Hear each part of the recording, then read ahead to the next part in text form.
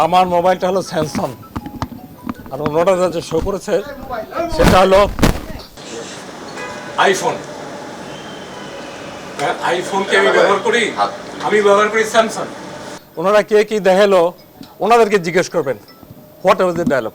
আমি এটা কিছুই জানি না। আমি এই সম্পর্কে if I say less it is better. Sir আপনাদের আইফোনে থাকতে পারে স্যার, তাহলে বের হয়েছে আপনি এই সেই বিষয়ে আপনার প্রতিক্রিয়া কি? আমি মধ্যবিত্ত পরিবারের মানুষ। আমার সরকার যে টেলিফোন দিয়েছে সেটাও আমি ব্যবহার করি না। আপনারা যারা জানেন আমার আগের যে নাম্বার সেটাই আমি ব্যবহার করতেছি সরকারিভাবে। স্যার এই বিষয়ে সত্যতা আছে কিনা, তাহলে আর সত্যতা না থাকলে আপনি ব্যবস্থা নেবেন কিনা? স্যার আপনি সত্যতা আছে কিনা করবেন কিনা? আপনারা যদি নিউজ করতে চান, স্ট্যান্ডবাজি নিউজ করতে চান, তাহলে এগুলো প্রশ্ন করতে পারেনি। এতদিন আমার সাথে কাজ করেছেন, বিন্দু বিসর্গ যেখানে সত্যতা নাই। আপনাদের তিনটা আমি নাম উল্লেখ করতে চাই না। আপনারা যারা ভালো আছেন আমি ভালোকে ভালো বলবোই। তো এই কোশ্চেন করার আগে আপনারা নিজেকে কোশ্চেন করেন কতটুকু যৌক্তিক হচ্ছে আমাকে আপনার এই কোশ্চেন করা।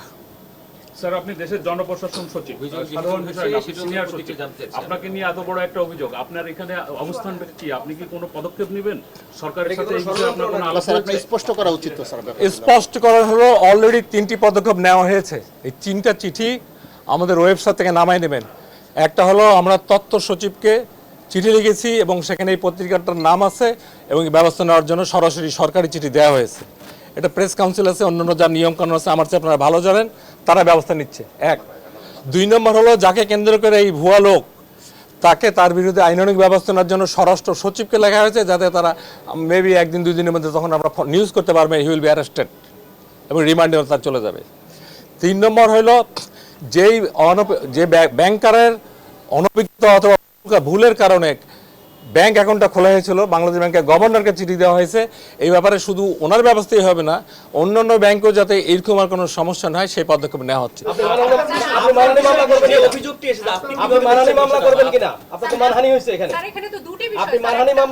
আমি প্রথমে বলবো যারা এটা করেছে তাদেরকে আমরা কতটুকু গুরুত্ব দিই।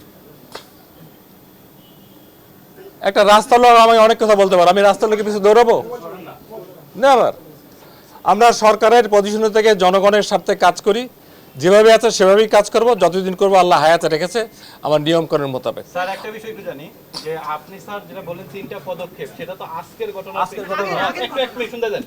আজকের ঘটনার প্রেক্ষিতে না, আপনি এর আগে চেক পাওয়ার প্রেক্ষিতে 3টা সিদ্ধান্তের কথা জানিয়েছিলেন, সেই ঘটনাটাই আপনি বলেন। আজকে আপনাকে জড়িয়ে আরো একটি রিপোর্ট হয়েছে, এই প্রেক্ষাপটে একটি কমিটির দরকার আছে কিনা? যদি জয়েন্ট সেক্রেটারি এডিশনাল সেক্রেটারির বিরুদ্ধে রিপোর্ট হয়, আপনি সচিব হিসেবে সেটা কমিটি করতে পারেন। যখন সচিবের বিরুদ্ধে হয়, সুপারভাইশন করবে সরকার।